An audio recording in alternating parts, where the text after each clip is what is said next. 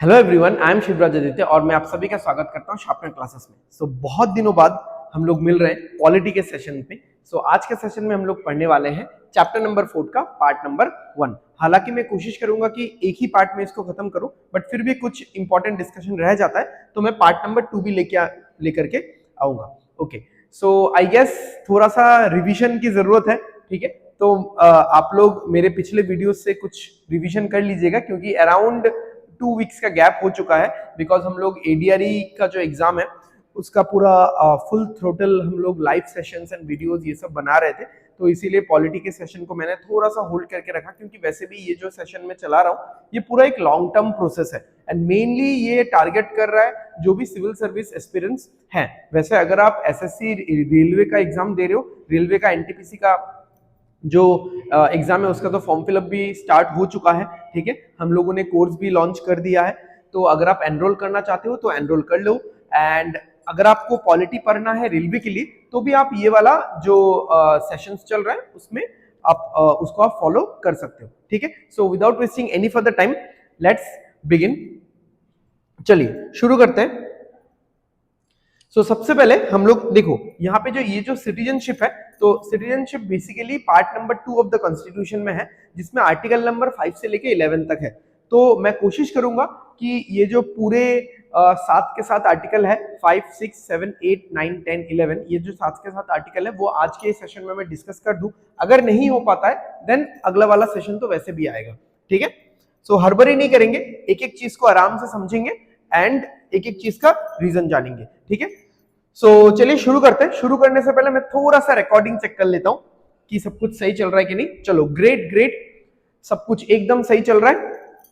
Okay, first point, like any other modern state India has two kinds of people, citizens and aliens. तो सी, aliens मतलब यहाँ पे वो कोई मिल गया वाला जादू वाला एलियंस नहीं जो बोलेगा धूप ऐसा करके। ठीक है, तो अभी यहाँ पे अगर आप पॉलिटी के सेंस में जाओ, पॉलिटी के माइंडसेट से जाओ, तो दो तरीके के लोग आपको देखने को मिलेंगे।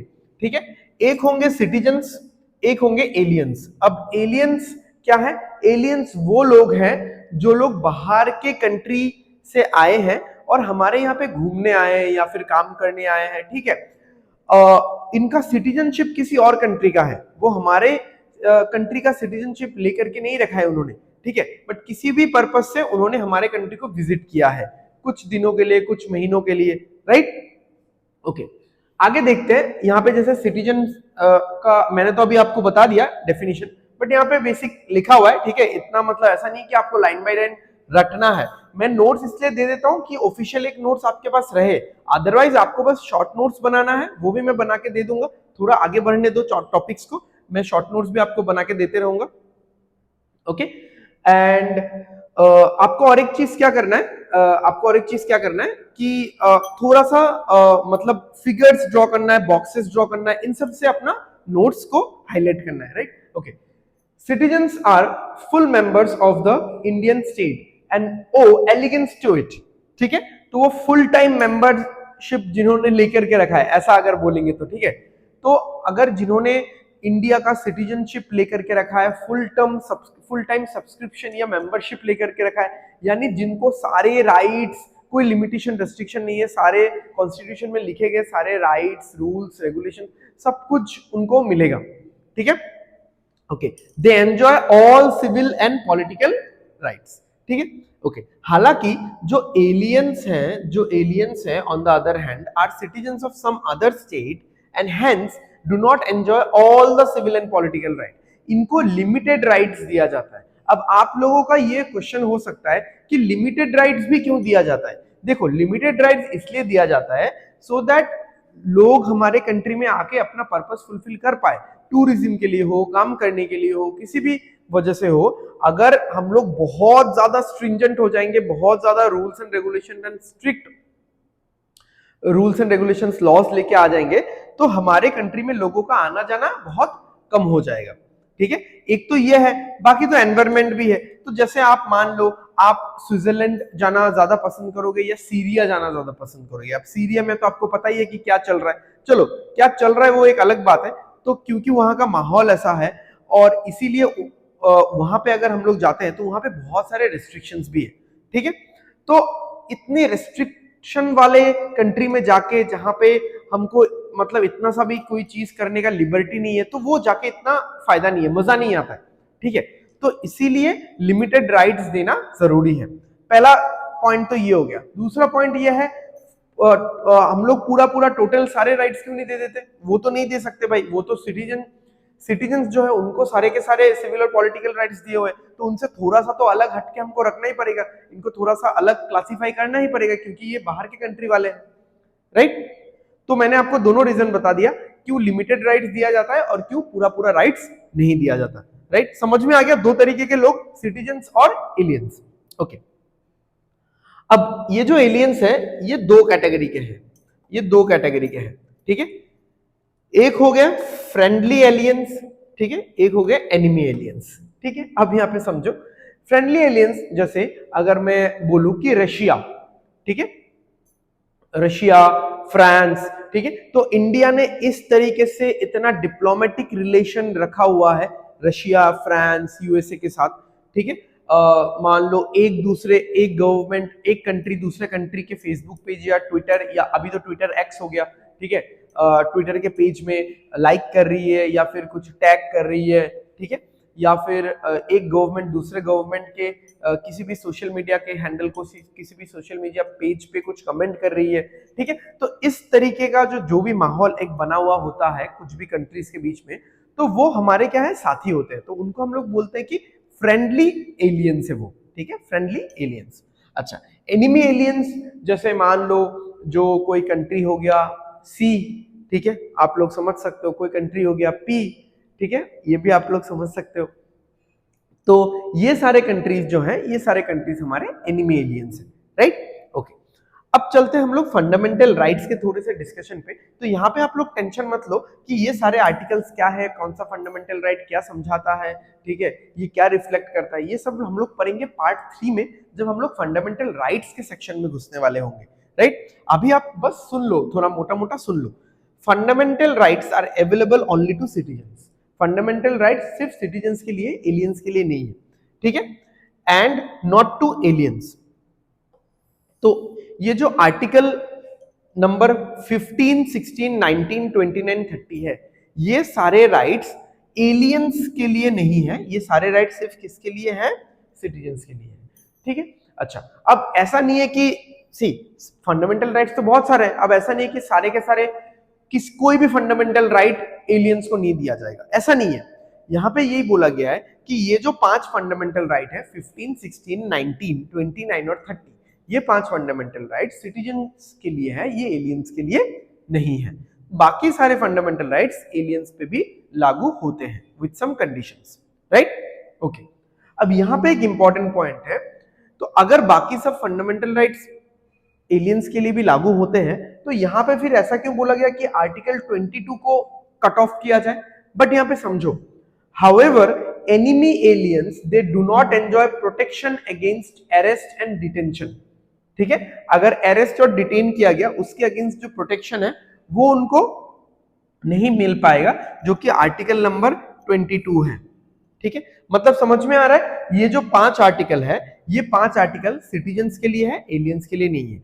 तो बाकी जो सारे आर्टिकल्स है फंडामेंटल राइट के सेक्शन में जो जितने भी बाकी आर्टिकल है, वो एलियंस के लिए होने चाहिए। बट यहाँ पे ये जो 22वां आर्टिकल है, ये एलियंस के लिए है, बट फ्रेंडली एलियंस के लिए है, एनिमी एलियंस को ये वाला प्रोटेक्शन नहीं मिलेगा, राइट। समझ में आ गया? चलो आगे बढ़ते हैं, हम लोग आगे बढ़ते हैं।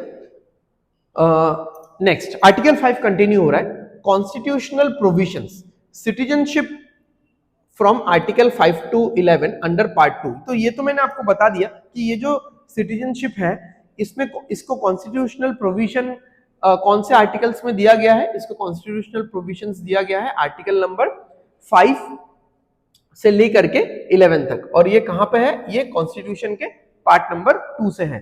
तो इससे ना छोटा छोटा क्वेश्चंस बनता है, एपीएससी हो जाए, यूपीएससी हो जाए, स्टेट गवर्नमेंट का, या एसएससी रेलवे हो जाए, कि सिटीजनशिप जो है, citizenship has been all the details about citizenship, या all the rules and regulations about citizenship has been mentioned in which part of the constitution, part 1, 2, 3, 4, या फिर which articles of the constitution. जैसे बोल दिया कि article 4 to article 7, article 5 to 11, 35 to 40, 35 to 41, ऐसा करके दे दिया। ठीक है, ओके। अब देखो, कोई भी इंसान इंडिया का सिटीजन है, आप कैसे आइडेंटिफाई करोगे? एक तो कट ऑफ डेट होना चाहिए कि इस डेट में जो लोग इंडिया के सिटीजनशिप्स हैं उन्हीं को हम लोग आइडेंटिफाई करते हैं कि वो लोग इंडियन सिटीजन्स हैं। ठीक है, बाकी और भी इसके बाद वाले डेट्स के अगर जो है उनके लिए कुछ ना कुछ एक रूल्स एंड रेगुलेशंस होगा, वो देखेंगे। ठीक है, तो it identifies the persons who became citizens of India as its commencement, that is on January 26, 1950। जनवरी 26, 1950 तक जिन्होंने इंडियन सिटीजनशिप ले लिया था या जिन्होंने रजिस्ट्रेशन करवा लिया था अपने इंडियन सिटीजनशिप को क्लेम करने के लिए, उनको ही हम लोग आइडेंटिफाई करते हैं कि वही इंडियन सिटीजन है, वही पर्सन्स, वही लोग इंडियन सिटीजन है। उसके बाद का बाद में देखेंगे, उसमें बहुत सारा मतलब रूल्स एंड रेगुलेशंस को फॉलो करना पड़ेगा। तो यही डेट क्यों लिया गया? क्योंकि मैंने आपको पढ़ाया था कि इंडियन कॉन्स्टिट्यूशन का जो कमेंसमेंट है लागू कब किया गया था? 26 जनवरी 1950 को। ठीक है, okay. Next, neither any permanent nor any elaborate provision, यानी सिटीजनशिप के बारे में ऐसा कोई फिक्स्ड परमानेंट ठोस ऐसा कोई या फिर बहुत ज्यादा कुछ इलेबोरेट करने वाला प्रोविजंस नहीं है। ठीक है, कि मान लो कुछ स्टेप्स दिए हुए हैं, कुछ रेगुलेशंस दिए हुए हैं, ऐसा कुछ खास नहीं है। ये टाइम टू टाइम चेंज होता है और हो सकता है। ठीक है, it does not deal with the problem of acquisition और loss of citizenship subsequent to its commencement, यानी यहां पे अगर किसी को सिटीजनशिप एक्वायर करना है, लेना है, या फिर अगर किसी का सिटीजनशिप लॉस हो जाएगा यानी टर्मिनेट हो जाएगा, इसके बारे में इतना प्रावधान यहाँ पे नहीं है। तो फिर ये कैसे होगा? ये पार्लियामेंट डिसाइड करेगी, ये पार्लियामेंट डिसाइड करेगी time to time, as and when required, right? तो एम्पावर्स द पार्लियामेंट, ठीक है, empower the parliament to enact a law on matter relating to citizenship. ठीक है, इसीलिए एक एक्ट बनाया गया था, सिटीजनशिप एक्ट 1955। ये acquisition and loss of citizenship के बारे में बोलता है। ठीक है, ये acquisition and loss of citizenship के बारे में बोलता है, राइट? समझ में आ गया? चलो आगे बढ़ते हैं, हम लोग आगे बढ़ते हैं। अभी भी आर्टिकल 5 कंटिन्यू चल रहा है। अब यहां पे देखो, अ person who has his domicile, domicile मतलब आपका रेसिडेंशियल प्रूफ, ठीक है, कि आप यहीं से बिलोंग करते हो। ठीक है, डोमिसाइल का कुछ पर्टिकुलर कट ऑफ ईयर भी होता है। ठीक है, कुछ कट ऑफ ईयर भी होता है। A person who has his domicile in India and also fulfilled any one of the 3 conditions. ठीक है, a person who has his domicile in India and also fulfilled any one of the 3 condition. तो क्या क्या condition है?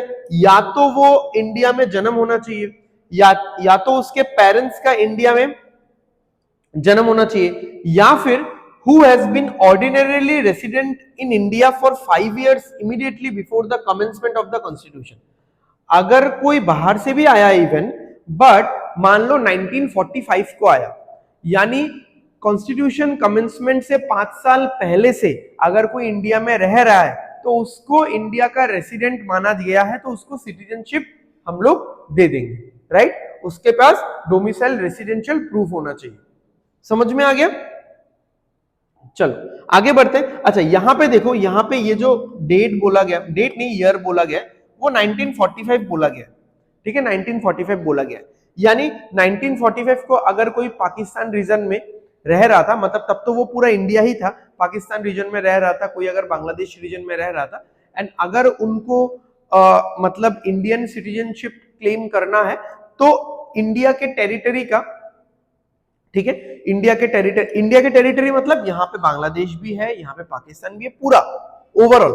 ठीक है, तो वो वहां पे 5 साल से रह रहा है, ये चीज उनको इसका प्रूफ देना पड़ेगा। एक चीज समझो, हाँ, मतलब अभी जैसे पाकिस्तान को लेके जिस तरीके का हेट्रेड होता है लोगों के माइंड में, लोगों के दिमाग में, पहले ऐसा नहीं था। पहले ऐसा नहीं था ना, क्योंकि सब लोग देखो अपने ही थे। अगर आज मैं बोलता हूँ कि मैं मुंबई में रहता हूँ और कुछ रिलेटिव्स मेरे जयपुर में रहते हैं, अभी कल को अगर भगवान ना करे ऐसा है कि अभी मुंबई वाला जो पूरा सदर्न पार्ट है वो अलग हो गया, अलग कंट्री हो गया, एंड ऊपर वाला पार्ट अलग हो गया, इंडिया का अलग कंट्री हो गया, तो दुख होगा, सबको दुख होगा, कोई नहीं चाहेगा कि ऐसा हो, ऐसा बंटवारा हो, ऐसा पार्टीशन हो। तो बहुत लोग ऐसा बोलते हैं कि इंडिया के टॉप लीडर्स जो उस टाइम के जो फ्रीडम फाइटर्स थे, बहुत लोगों ने इस चीज को मतलब इस चीज में अपना समर्थन दिया था, बट ऐसा नहीं है। ठीक है, आप अगर बहुत ढंग से डीपली बहुत सारे हिस्टोरियंस के बुक्स को पढ़ोगे कि ऐसा नहीं है। पंडित जवाहरलाल नेहरू जी, वल्लभ भाई पटेल जी, गांधी जी, वो लोग कभी भी नहीं चाहते थे कि पार्टीशन हो, और वो भी उस कंट्री का जिसको मतलब जस्ट हाल ही में आजादी मिली है।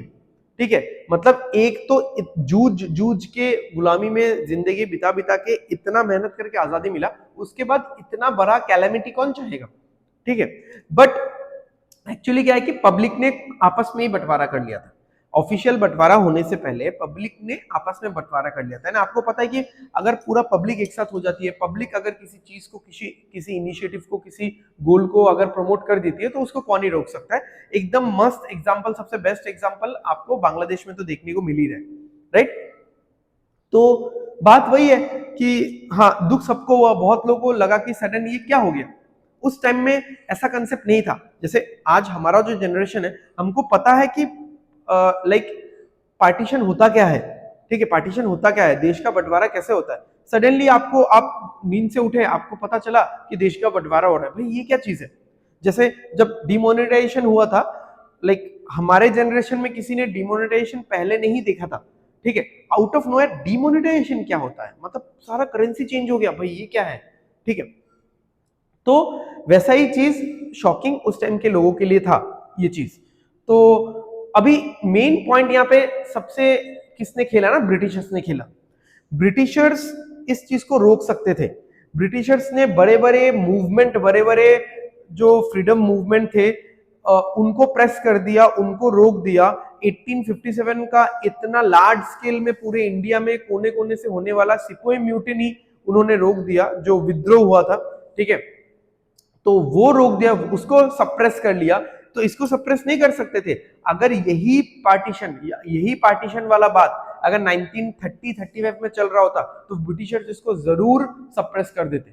बट अभी क्या है, वो लोग जाने वाले, उनको इस लफड़े में नहीं पड़ना है। उन्होंने बोल दिया हमने आपको आजादी दे दी, अब अभी आप लोग अपना देख लो। अभी ये भी तो बात है ना कि ये पार्टीशन, ये जो बंटवारा हो रहा है, वो हो भी तो रहा है। ब्रिटिशर्स ने लास्ट मान लो 19 मैं क्या बोलूं इसमें, लाइक 1850 से लेकर के 1950 तक जितने भी एक्ट्स लेकर के आए, जितने भी चार्टर एक्ट या काउंसिल एक्ट लेकर के आए, उसी में उन्होंने इस तरीके से ही बीज बोया, इस तरीके से उन्होंने जो रूल्स एंड रेगुलेशन सेट किया कि एक सोसाइटी में डिवीजन हो जाए। इसीलिए तो बोला जाता है ना कि डिवाइड एंड रूल। ठीक है, उन्होंने पहले ही डिवाइड एंड रूल के चक्कर में डिवाइड किया, फिर रूल किया, और वो ही डिवीजन अभी अपना रूप दिखा रहा था 1947 में, राइट। चलो आगे बढ़ते हैं, थोड़ा सा भावुक हो गया तो मैं। Okay, anyways let's move to article number 6। अब आर्टिकल नंबर 6 क्या बोल रहा है, a person who migrated to India from Pakistan, a person who migrated to India from Pakistan, यानी वो पाकिस्तान में था एंड फिर इंडिया में आया। इफ ही और she if he or either of his parents or any of his grandparents was born in undivided India and also fulfill any of the two conditions। तो अगर कोई इंसान पाकिस्तान से माइग्रेट करके इंडिया में आ जाता है, तो जैसे बंटवारे के वक्त पाकिस्तान में गया एंड कुछ टाइम बाद ही इंडिया में आ गया, तो क्या उसको सिटीजनशिप मिलेगा? इसका क्या प्रावधान है, तो देखते हैं इसका क्या प्रोविजन है। कि अगर वो और उसके ग्रैंड पेरेंट्स अनडिवाइडेड इंडिया में पैदा होने चाहिए एंड इन दोनों में से कोई एक कंडीशन फुलफिल होना चाहिए। पहला कंडीशन क्या है, he migrated to India before July 1948। अब ये डेट क्यों है, हम लोग इस पे चर्चा करेंगे। He had been ordinarily resident in India since date of his migration. ठीक है, यानी वो इंडिया में माइग्रेट हुआ, पाकिस्तान से चल के इंडिया में आया, पाकिस्तान से उड़ के इंडिया में आया, और कौन से डेट में आया, 19 जुलाई से पहले पहले आ गया। ठीक है, 19 जुलाई से पहले पहले आ गया। ओके, दूसरा क्या है, he migrated to India after this date. अगर वो इसके बाद आता है तो उसको क्या करना पड़ेगा, 6 महीने रहना पड़ेगा इंडिया में।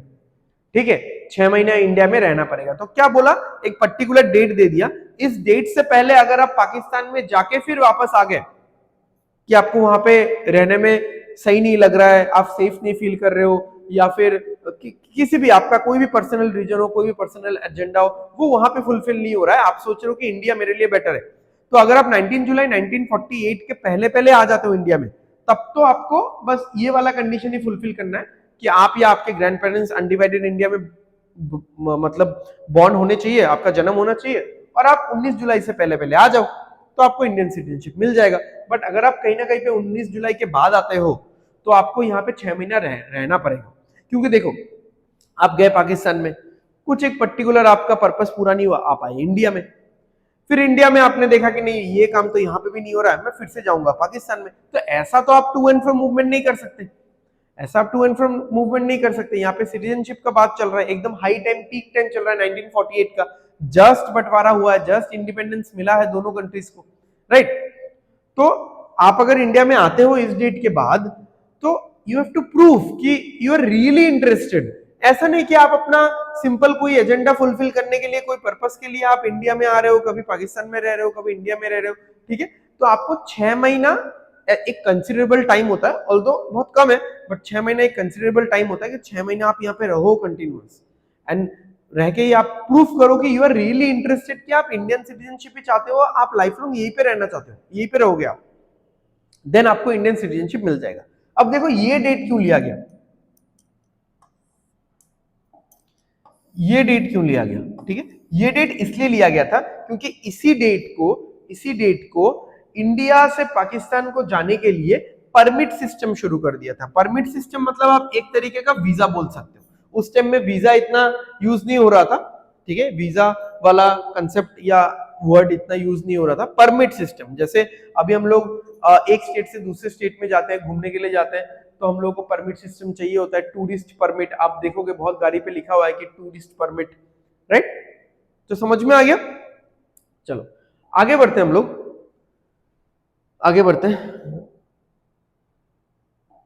Okay, article number 7, article number 7 क्या बोलता है, a person who migrated to Pakistan from India, अगर कोई इंसान इंडिया से पाकिस्तान माइग्रेट करे आफ्टर मार्च 1 1947, आफ्टर, अब ये डेट क्यों है ये भी मैं बताऊंगा, after March 1 1947 but later return to India, but later return to India for resettlement could become an Indian citizen, ठीक है। तो अगर कोई इंसान मार्च 1 से पहले, मार्च यानी तब तक ऑफिशियल इंडिपेंडेंस नहीं मिला है, ठीक है, मार्च 1 से पहले इंडिया से पाकिस्तान गया एंड फिर वापस से आया रीसेटलमेंट के लिए, तो उसको इंडियन सिटीजनशिप मिलेगा। अब ये डेट यहाँ पे क्यों लिया गया है, ये डेट इसलिए लिया गया है क्योंकि इसी डेट को लॉर्ड माउंटबेटन जो है, आप लॉर्ड नहीं भी लगा सकते हो, माउंटबेटन जो है, उन्होंने ये स्वीकृति दे दी थी, यानी उन्होंने अपनी मंजूरी दे दी थी कि यहाँ पे पार्टीशन होने वाला है इंडिया और पाकिस्तान का, राइट, समझ में आ गया, ओके।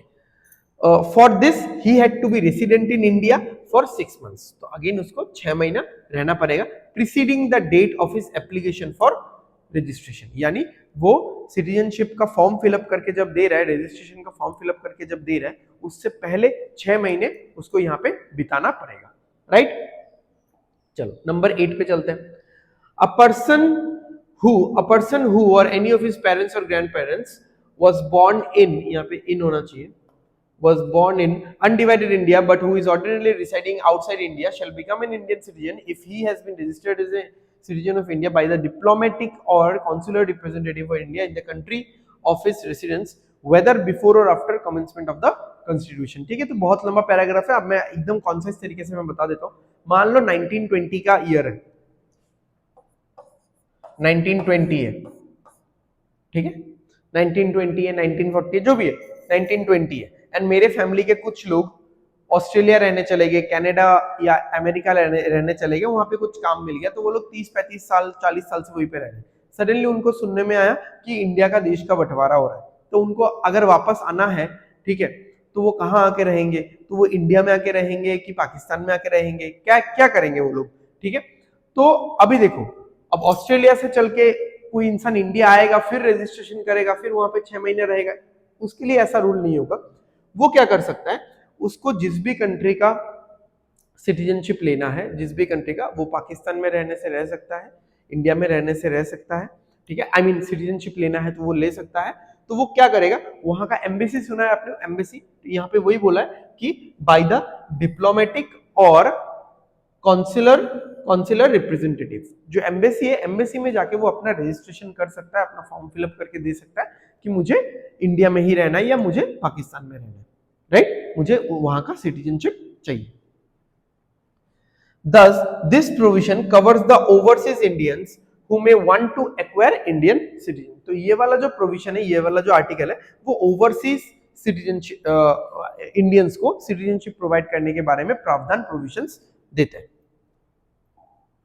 तो अभी हम लोग मोटा मोटा एक ओवरऑल व्यू देख लेते हैं। आर्टिकल 5 क्या देता है, persons domiciled in India, domiciled in India उनको कैसे मिलेगा सिटीजनशिप, क्या प्रावधान है। पर्सन्स माइग्रेटेड फ्रॉम पाकिस्तान, ठीक है, from Pakistan, persons migrated to Pakistan, to or from देख लेना, to Pakistan but later returned, ठीक है, मार्च 1 1947, याद है ना, ओके। आर्टिकल 8, यहां पे एक हाइफन होना चाहिए था, ये वाला हाइफन यहां पे होना चाहिए, नहीं ये वाला नहीं, ये तो है ही अलग, चलो कोई नहीं। आर्टिकल 8 क्या बताता है, persons of Indian origin, persons of Indian origin residing outside India, ठीक है, पर्सन्स ऑफ इंडियन ओरिजिन जो कि बाहर रह रहे हैं, अब वो कौन से कंट्री का सिटीजनशिप चाहते हैं, वो वहीं पे एम्बेसी में फॉर्म वगैरह फिलअप करके दे सकते हैं, राइट, ओके। आगे बढ़ते हैं, छोटा छोटा पार्ट है, खत्म कर लेंगे। आर्टिकल 9 क्या बोलता है, no person shall be citizen of India और deemed to be a citizen of India if he has voluntarily acquired the citizenship of a foreign state।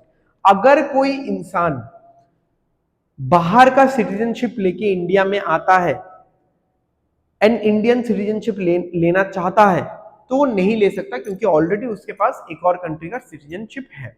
And वो अगर नहीं बता के ले लेता है, तो जब गवर्नमेंट को पता चलेगा, उसका सिटीजनशिप कैंसिल हो जाएगा, ठीक है, एक तो ऐसा है। दूसरा चीज ये है कि अगर कोई इंडियन सिटीजन, उसके बाद अगर कोई इंसान है, उसके पास बाहर के किसी कंट्री का सिटीजनशिप नहीं है और उसने इंडियन सिटीजनशिप ले लिया है ऑलरेडी, वो इंडियन सिटीजन है, अब वो बाहर जाके वहां का भी सिटीजनशिप लेता है, तो भी उसका जब पता चलेगा, तो भी उसका क्या होगा, इंडियन सिटीजनशिप कैंसिल हो जाएगा, ठीक है। तो अगर आपके पास पहले से इंडियन सिटीजनशिप है, तो आप दूसरे कंट्री का नहीं ले सकते, अगर आपके पास दूसरे कंट्री का पहले से है, तो आप इंडियन वाला नहीं ले सकते, right, okay. Every person who is or is deemed to be a citizen of India shall continue to be such citizen subject to the provisions of any law made by the parliament, ठीक है।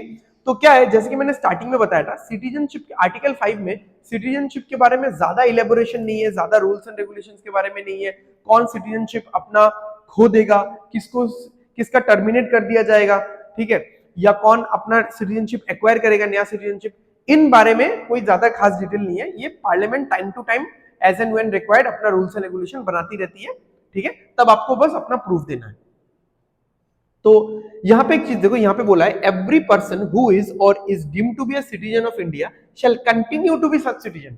अगर कोई citizen है India का, अगर जैसे मैं Indian citizen हूं, तो मैं इंडियन सिटीजन बना रहूंगा जब तक ऐसा कोई लॉ पार्लियामेंट नहीं बना देती जिसका मेरे पास प्रूफ नहीं है। जैसे आज अगर मुझे अपना सिटीजनशिप प्रूफ करने के लिए, मान लो 10 साल पहले मुझे अगर अपना सिटीजनशिप प्रूफ करने के लिए 2 डॉक्यूमेंट्स चाहिए थे, हो सकता है अभी गवर्नमेंट ऐसा एक रूल बनाए जिसमें उनको और 4 डॉक्यूमेंट चाहिए, उनको 5 डॉक्यूमेंट चाहिए, और वो अगर मेरे पास नहीं है तो मैं अपना सिटीजनशिप खो दूंगा, मेरा सिटीजनशिप टर्मिनेट कर दिया जाएगा। सिंपल सा छोटा सा एग्जांपल मैं बताता हूं कि जैसे मान लो घर पे पापा ने बोला कि अगर तुम मतलब क्या बोलूं 70% के ऊपर लाओगे, ठीक है, तो तुमको साइकिल दी जाएगी। चलो, ये पापा को आप पार्लियामेंट समझो, p for papa, p for parliament, ठीक है, और जो चाइल्ड है वो सिटीजन है, c for child, c for citizen. तो जो चाइल्ड है, जो लड़का है या बेटी है, जो भी है, उसने बोला हाँ, तो 70% लेके आया, तो पापा ने साइकिल दिया। तो अगली बार भी वो सोच रहा है कि हाँ, अगली बार भी मैं 70% लेके आऊंगा, तो पापा ने जो कुछ प्रॉमिस किया है वो कुछ ना कुछ तो देंगे। अगली बार पापा ने बोला नहीं, अभी क्राइटेरिया ये है कि तुमको 80% लाना पड़ेगा, तो क्राइटेरिया चेंज हो गया भाई, यानी 70% पे आपको कुछ मिलेगा नहीं। फिर आप लेकर के आए, अब उसके बाद अगली बार क्या हुआ, 80% तो चाहिए, साथ में मैथ्स और साइंस में आपको 90 चाहिए मार्क्स, आप 80% लाओ, कोई इशू नहीं है, बट बाकी सब्जेक्ट्स थोड़ा बहुत ठीक ठाक हो तो चलेगा, मैथ्स और साइंस में 90 चाहिए, ये कंडीशन डाल दिया पापा ने।